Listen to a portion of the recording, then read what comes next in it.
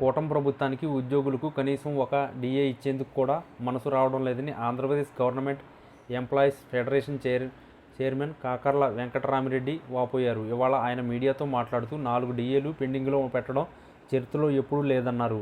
ప్రభుత్వ ఉద్యోగులంతా డిఏ వస్తుందని ఎంతో ఆశగా ఎదురుచూస్తున్నారు. గత వారం 20,000 మంది ఉపాధ్యాయులు డిఏ కోసం విజయవాడలో ధర్నా చేశారన్నారు. తాజాగా కేబినెట్ సమావేశం ఉద్యోగుల కోసమే అన్నట్టుగా ప్రచారం జరిగిందన్నారు. దసరాకు డిఏ వస్తుందని ఉద్యోగులు ఎదురు చూస్తున్నారని ఆయన అన్నారు. కానీ ఇవ్వకపోవడంతో ఈ కేబినెట్లో డిఏపై సానుకూల నిర్ణయం తీసుకుంటున్నారని ఉద్యోగులంతా ఎదురు చూస్తున్నారని వెంకటరామిరెడ్డి అన్నారు.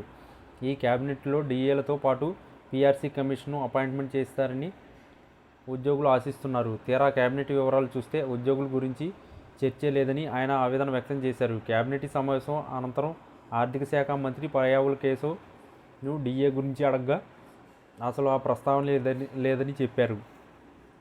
ఆయన గుర్తు చేశారు. మంత్రికి ఎన్ని పెండింగ్లు డిఏలు ఉన్నాయో కూడా అవగాహన లేదని కాకర్ల విమర్శించారు.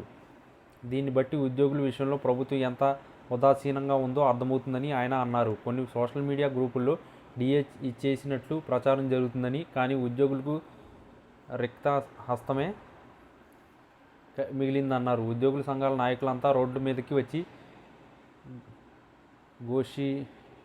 ఘోషించిన ఒక డిఏ కూడా ఇవ్వకపోవడం ఆవేదన కలిగిస్తుందన్నారు. ఒక డిఏ కోసం ఇంకా ఏం చేయాలని ఆయన ప్రశ్నించారు. డిఏ కోసం స్ట్రైక్ చేయాల్సిన పరిస్థితి రాష్ట్ర ప్రభుత్వం కల్పిస్తుందా అని ఆయన ప్రశ్నించారు.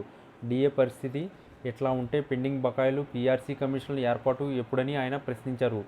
ఉద్యోగులకు ₹6,500 కోట్ల పెండింగ్ బకాయిలు చెల్లించినట్లు ఆర్థిక మంత్రి చెప్పనున్నారు. ఒకవేళ చెల్లించినవి ఉంటే సంతోషమన్నారు. ఎవరికి చెల్లించారో వివరాలు ఇవ్వాలని ఆయన కోరారు. ఎవరి హయాంలో ఎంతెంత బకాయిలున్నాయో వివరాలు ఇవ్వాలన్నారు. గత ప్రభుత్వం ఏర్పాటు చేసిన పీఆర్సీ కమిషన్ రాజీనామా చేసిందన్నారు. ఎందుకలా చేశారో తెలియదన్నారు. కొత్త పీఆర్సీ కమిషన్ వేయకపోతే ఇంకెప్పుడు అమలు చేస్తారని ఆయన ప్రశ్నించారు. 2029 దాకా పీఆర్సీ ఇచ్చే ఉద్దేశం ప్రభుత్వానికి లేనట్టుందన్నారు.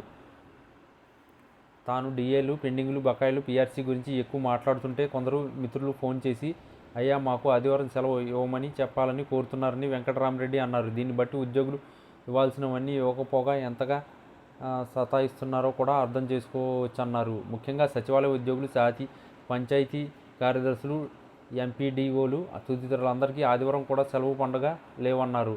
ఆదివారం కూడా సెలవులు ఇవ్వకుండా సర్వేలు చేయిస్తున్నారని ఆయన మండిపడ్డారు. జీఎస్టీ తగ్గింపుపై ఉద్యోగులు ప్రచారం చేయించాలని అనుకోవడం ఏంటని ఆయన నిలదీశారు. దేశంలో ఏ రాష్ట్రంలో అయినా జీఎస్టీ తగ్గింపుపై ప్రచారం చేయిస్తున్నారా అని ఆయన నిలదీశారు. ఉద్యోగ హక్కులపై ప్రశ్నించే వాళ్లను వేధిస్తున్నారని ఆయన అన్నారు. వేలాది మంది ఉపాధ్యాయులు ధర్నా చేస్తే కనీసం ఒక డిఏ కూడా ఇవ్వడానికి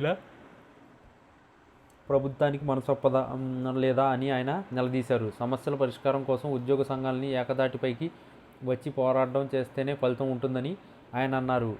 ఏపీ ఎన్జీఓస్ ముందుకొచ్చి పోరాటానికి నాయకత్వం వహించాలని ఆయన కోరారు. ప్రభుత్వం మెడలు వంచేలా పోరాటం చేయాలన్నారు.